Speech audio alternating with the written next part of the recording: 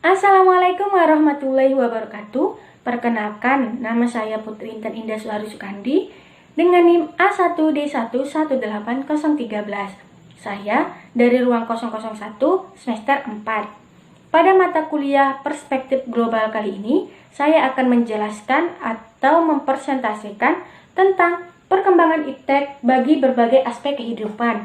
Nah, perkembangan iptek yang sangat pesat telah mempengaruhi kehidupan manusia karena telah adanya perkembangan yang sangat pesat maupun menggantikan manusia dalam dunia pekerjaan seperti sistem kerja robotis telah mengalihfungsikan tenaga manusia dengan memperbesar dan percepatan yang menakjubkan.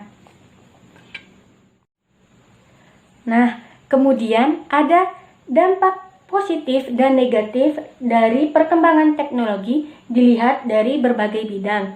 Yang pertama ada bidang informasi dan komunikasi. Mempunyai dampak positifnya, yang pertama lebih cepat mendapatkan informasi yang akurat dan ter-up-to-date. Yang kedua, mampu berkomunikasi dengan semua orang yang jauh melalui handphone atau HP. Dan dampak negatifnya yang pertama ada pemanfaatan jasa komunikasi oleh jaringan teroris. Yang kedua, penggunaan informasi dan situs tertentu yang terdapat di internet yang bisa disalahgunakan oleh pihak tertentu. Yang kedua, ada bidang ekonomi dan industri.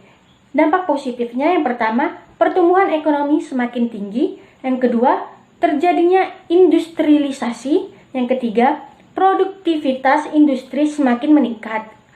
Dampak negatifnya, yang pertama, pengangguran bagi tenaga kerja yang tidak mempunyai kemampuan yang sesuai dengan yang dibutuhkan. Yang ketiga, ada bidang sosial dan budaya.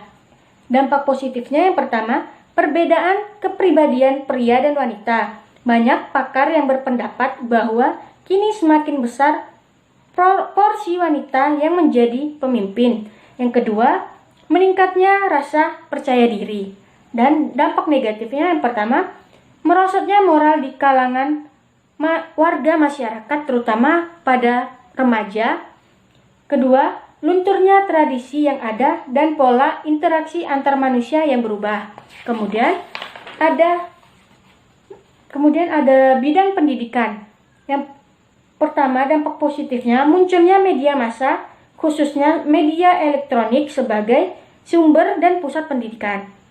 Yang kedua, munculnya metode pembelajaran yang baru yang mempermudah siswa dan guru dalam proses pembelajaran.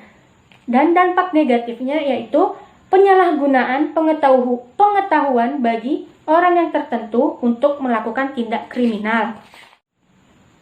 Dan yang terakhir ada bidang politik. Dampak yang ditimbulkan yaitu timbulnya kelas menengah baru dalam pertumbuhan teknologi dan ekonomi. Kemajuan teknologi itu tidak bisa kita hindari dan tidak bisa kita tolak. Karena kemajuan teknologi akan berjalan sesuai dengan pengetahuan. Semua itu kembali lagi kepada manusianya sendiri tentang bagaimana cara menyikapi dan menghadapi perkembangan iptek saat ini.